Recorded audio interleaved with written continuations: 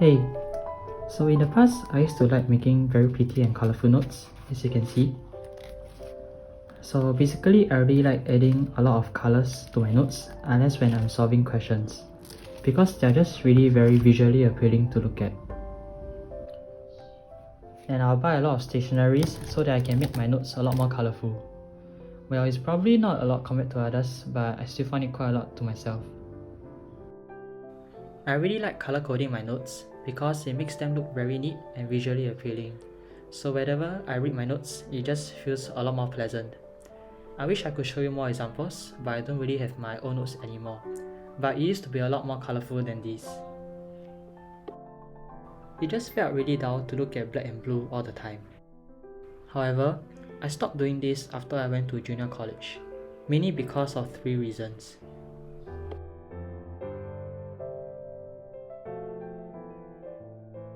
The first reason is because it was very taxing to keep following a color scheme, especially when there is a new element or factor that you have to include every time.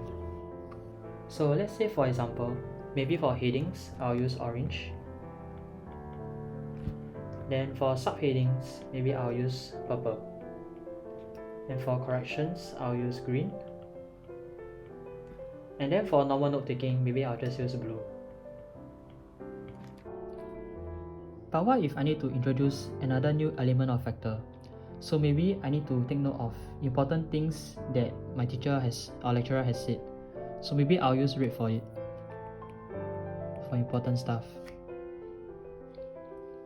What if this time there's a new element or factor? So maybe I want to note down things that I tend to forget more easily with a different color. So maybe let's say pink. So that I can recognize stuff that I know I need to put in more effort to ingrain into my mind. This yet again introduces another form of element. This might seem a bit extreme, but I think you can see what I mean. As long as you keep having more and more elements or factors, and you need to keep bringing in more and more colors, eventually everything will seem like a colorful mess. And this is not even counting in highlighter colors yet. The second thing is because it's a time waster. Every time you need to change your color usage, this means that you are eating up precious time, since you need to set your pen down, get your new pen or highlighter up, and engage in the action. And then if you need to change to another highlighter, you need to close it, open a new highlighter, and then highlight stuff again. And then finally go back to your pen. All these little bits of time might seem small now, but they do add up tremendously in the long run. The cost can also add up if you are not a digital note taker, because this means that you need to equip yourself with an arsenal of pens and highlighters every time. I also don't really see the point of handwriting your notes if there's already a source of reference, maybe let's say your school notes or even from books. It might be a better use of your time to build up on these resources instead. Lastly, reading your notes is a very passive and inefficient way to learn. Like I've mentioned in my previous videos, rereading notes is a very bad use of your time to learn and retain your knowledge. By making all these pretty notes, I am only encouraging myself to read the notes rather than embracing better forms of learning such as active recall. Hence, these reasons are why I stopped doing it. Currently, my form of learning has transformed in such a way that I do not read for notes on slides anymore. Instead, what I do now is to straight away apply active recall and spaced repetition, which I have explained in previous videos.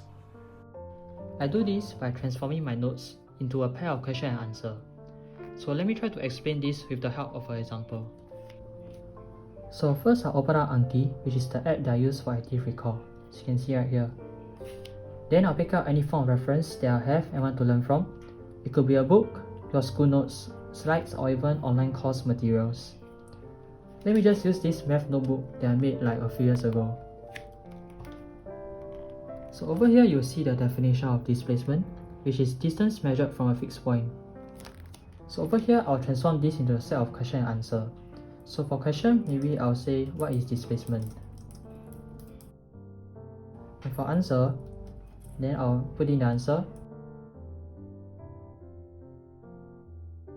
And then let's say for this part here, if displacement is a function of time, then velocity is given by the differentiation of displacement. So over here, I'll type it down. So I'll just hide the answer as.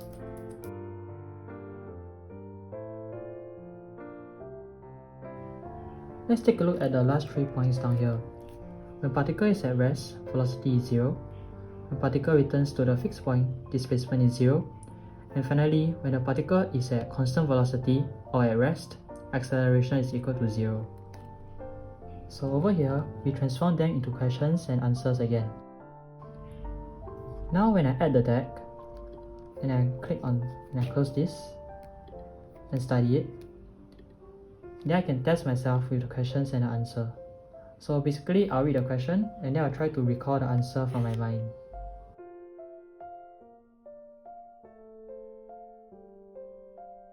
I like doing this method because it's an active form of learning.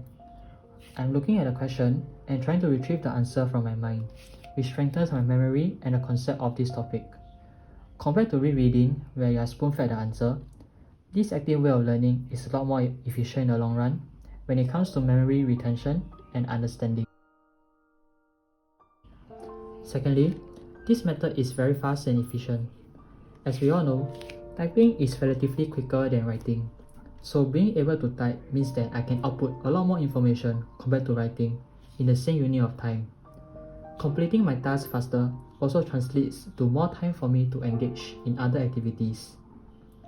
Trying to convert this information into question-answer pairs makes it a lot more interactive rather than simply typing out the information.